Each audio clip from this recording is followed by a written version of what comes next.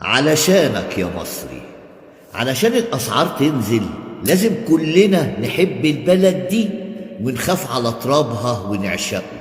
كل واحد في عمله يحبه، واللي ما عندوش عمل كمان يحب تراب البلد دي ويعمل حاجة صغيرة ينشط سياحتها، يقدمها للعالم إنها أعظم وأجمل بلد في العالم. لما يشوف حد بيرمي زبالة في الشارع يقول له لا كده عيب. اللي يشتغل في شغلة بينتج فيها إنتاج لازم يطلعه على أحسن ما يرام. يتعب ويشقى ويحب العمل اللي بيعمله ده عشان يطلع العمل حلو الناس كلها تاخده ويتباع في كل دول العالم.